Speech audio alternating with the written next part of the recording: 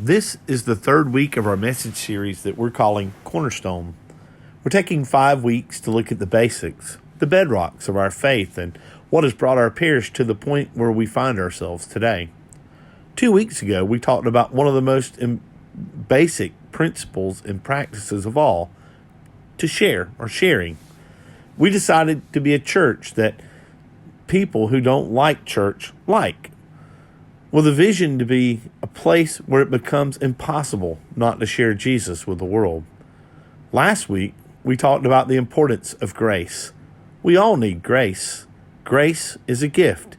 You can't buy it, you can't earn it, and you can't pay it back. You can only pay it forward.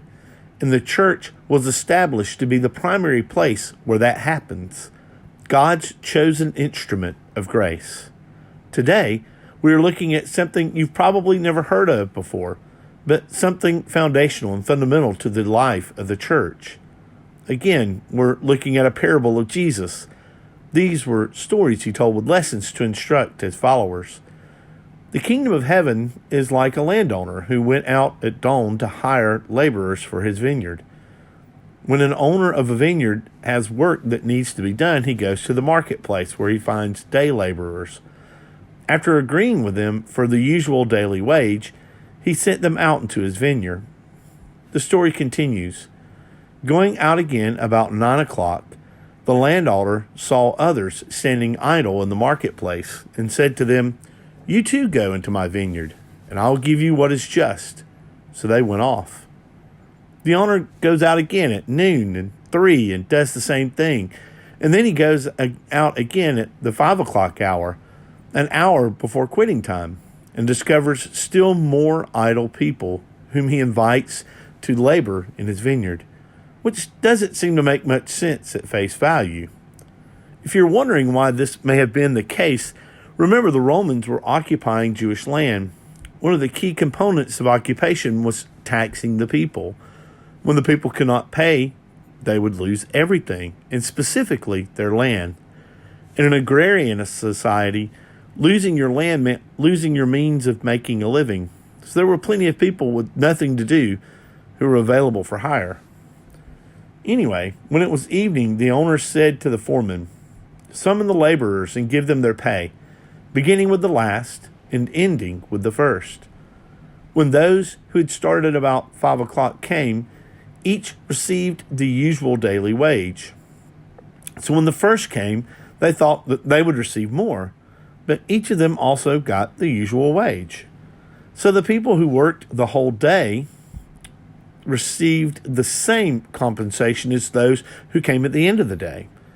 And on receiving it, they grumbled against the landowner, saying, "These last ones worked only an hour, and you have made them equal to us, who bore the whole day's burden and the heat."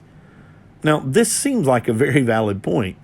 You would think that they would get more, since they labored longer and accomplished more for the vineyard owner. This is not common practice. If we paid those who worked longer the same as those who worked less hours, everyone would start working less. But Jesus is talking about the kingdom of heaven. He is talking about God's kingdom and God's economy, not our own economy. God's economy is very different from ours. The problem is they are looking at the situation from their perspective. They feel ill-treated, but they've forgotten one simple fact, which the owner is quick to remind them about.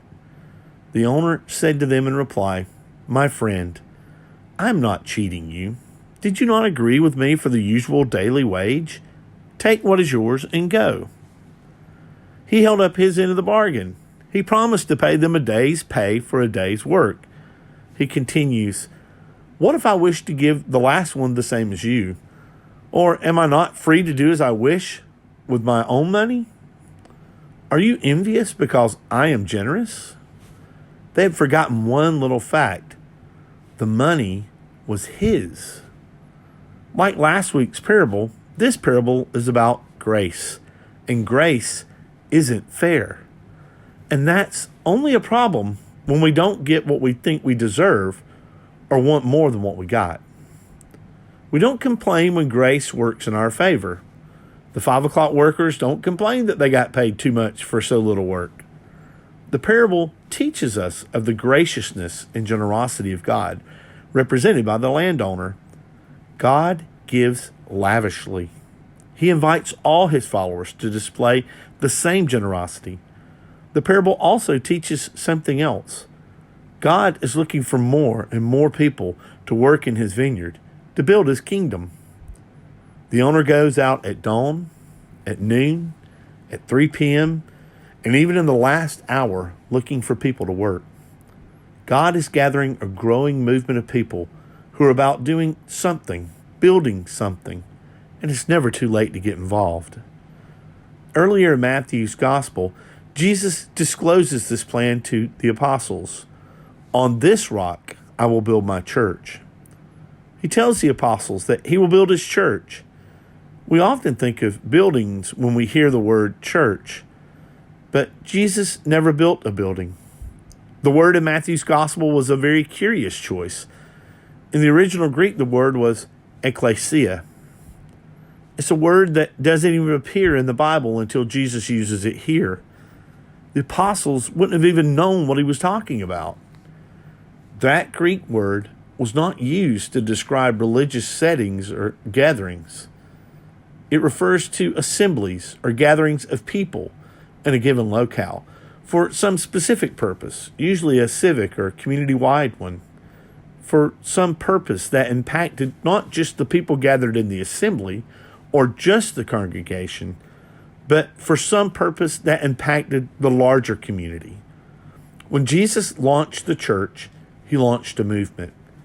It is not the construction of buildings, it's a movement. It's a movement, so you know what that means. It's got to move. A growing movement, so it's got to grow. A growing movement of growing disciples who are gathering more people who are not disciples to become disciples. It is a movement that is building the kingdom of God. What's that? The kingdom of God? Well, the kingdom of God is the place where God rules people's heads and hearts. It is the place where they allow God to have control over their family, their finances, their future, their career, their recreation, and increasingly over every and all areas of their lives. The movement is to lead people into a growing relationship with Christ. The work of God's kingdom is connecting people to that purpose. To be a part of the movement means to reorient our life around the person of Jesus Christ. It is a movement to be Jesus' witnesses, not only where we live, but to the ends of the earth. It has no room for people sitting idle and not getting to work. The opportunity we have is significant. Think about it. The church is the only organization that gathers together all sectors of society on a regular basis for a meaningful purpose.